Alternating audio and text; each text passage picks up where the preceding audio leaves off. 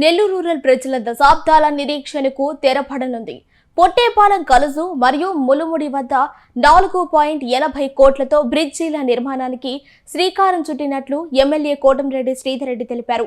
ఈ నెల 5న ఉదయం 10 గంటలకు పొట్టేపాలెం బ్రిడ్జికి శంకుస్థాపన చేయనున్నట్లు పేర్కొన్నారు. 5 నియోజకవర్గాల ప్రజలకు ప్రయోజనం చేకూర్చే ఈ ప్రాజెక్టును చంద్రబాబు ప్రభుత్వం అత్యంత ప్రాధాన్యతతో పూర్తి చేస్తోందని ఆయన వెల్లడించారు.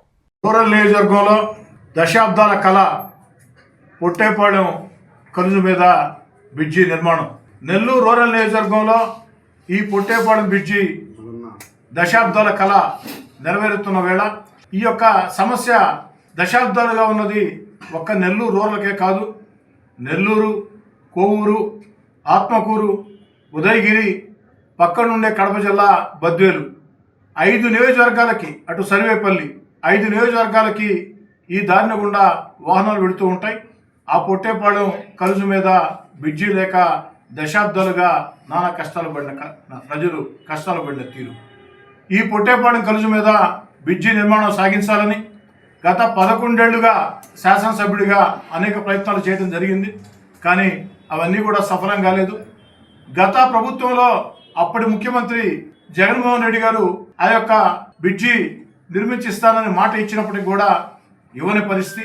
ఈ పరిస్థితుల్లో ఈనాడు రాష్ట్ర ముఖ్యమంత్రిగా చంద్రబాబు నాయుడు గారు ఎన్నికల వేళ ఇచ్చిన హామీ పొట్టేపాలెం కలుజు మీద బ్రిడ్జి నిర్మాణం, ములుముడి కలుజు మీద బ్రిడ్జి నిర్మాణం, ఈ రెండింటికి కూడా నిధులు విడుదల చేయడం జరిగింది.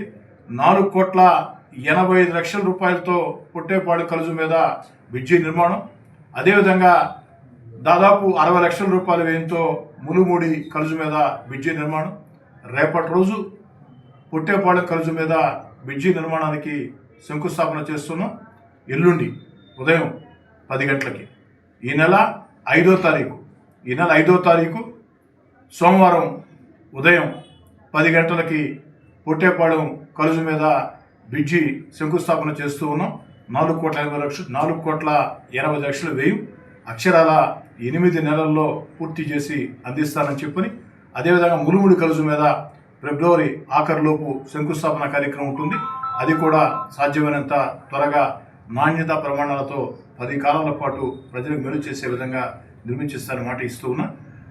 ఈనాడు ఎల్లుండి ఏదైతే సోమవారం ఉదయం 5వ తారీఖు సోమవారం ఉదయం 10 గంటలకి పొట్టేపాలెం కలుజు మీద బ్రిడ్జి ఆ యొక్క శంకుస్థాపన కార్యక్రమానికి పార్లమెంట్ సభ్యులు వేమిరెడ్డి ప్రభాకర్ రెడ్డి గారు, శాసనమండలి సభ్యులు జిల్లా తెలుగుదేశం పార్టీ అధ్యక్షులు వేద రవిచంద్ర గారు, కోవూరు శాసనసభ్యురాలు వేమిరెడ్డి ప్రశాంత్ రెడ్డి గారు, అదేవిధంగా వివిధ పార్టీ నాయకుల్ని ఆహ్వానించడం జరిగింది.